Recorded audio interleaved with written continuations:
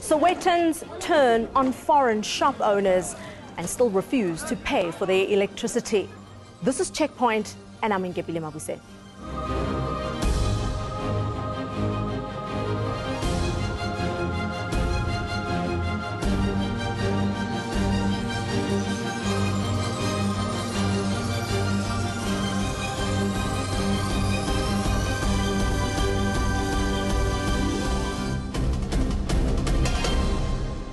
The recent looting of foreign-owned shops in Soweto, although seemingly opportunistic, brought back the disturbing xenophobic violence of 2008. Next week, we'll have an in-depth report on the psyche of looting and the lack of justice that goes with it. This week, our focus is Eskom. It's 2015 and we're still in the dark, literally and figuratively. What's at the root of our electricity problems? And is there light at the end of the tunnel?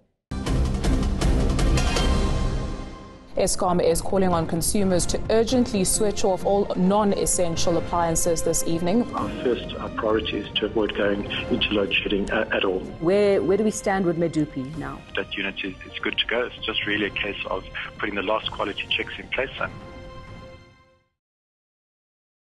The reality is that we are dealing with the legacy of apartheid.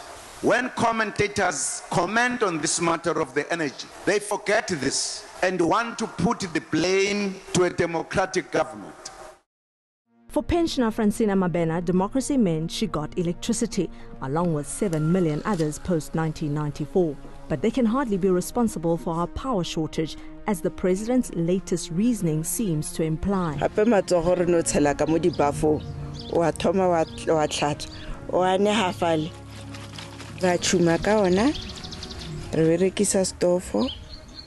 Re berekisa fridge, re berekisa TV.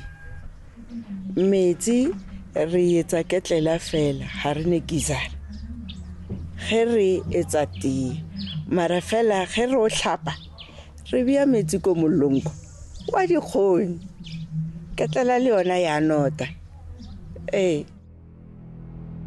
While Mabena does her best to save costs, 31 mining and manufacturing companies known as the energy-intensive user group gobble up 40% of our energy on their own. Even as we sleep, their smelters and factories never do. President Zuma, who again told the World Economic Forum last week that the ANC has electrified so many homes that the apartheid grid can't cope, has been ridiculed for not quite understanding the problem. Actually, to say it was a political issue, I think is at the very least, I think, oversimplifying what really happened. In 1994, the ANC inherited power in abundance, so much so that the new government virtually gave it away to stimulate jobs and growth. We had too much. We were actively marketing electricity, bringing as much consumption into the country. Big business expanded and municipalities were encouraged to mothball power stations. Eskom had more than enough cheap supply to meet demand. We were on a power honeymoon, says Creamer Media's Terence Creamer, who's followed the fallout. And then we had a mindset that we're not going to be needing new capacity. And then we made a policy decision that the next new capacity should be built by the private sector, not by Eskom. And that policy prevailed for some time. But private power producers weren't interested. Electricity was too cheap in South Africa and profit margins weren't big enough. So as a result, nobody wanted to take on Eskom at those price levels. It just wasn't a sensible investment at the time to build new power stations.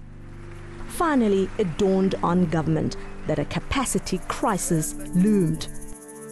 So the policy changed in 2004, but it was just too little too late. South Africans got out their candles and torches. In 2006, we saw those first blackouts in Cape Town, and then in 2008 we were really deep into trouble. We saw the rolling blackouts. For more than 2 decades, Eskom had built nothing. Under pressure, but with no money, few skills and expertise, the power utility embarked on several mega projects. The largest dry-cool power station in the world in the form of Medupi. and one of the most environmentally friendly coal power stations, Kusile, near Witbank. Both projects, which should take about 10 to 15 years to plan and produce, had to be fast-tracked to meet deadlines set by beleaguered politicians. The result? Catastrophic failures and delays, while the rest of the infrastructure continues to buckle. And then what we've had since then is a very badly managed build program, probably the wrong technology choices. So we're having very long delays and cost overruns in both Medupi and Kusile as well as in Ngula, and therefore that capacity is going to take longer to come onto the network. Even as a powerless government tried to woo investors at Davos, the threat of load shedding lingered back home, with many wondering how targets will ever be met. After the break, meet those who never pay for electricity. Phansi ngokubhadalelwa ke electricity.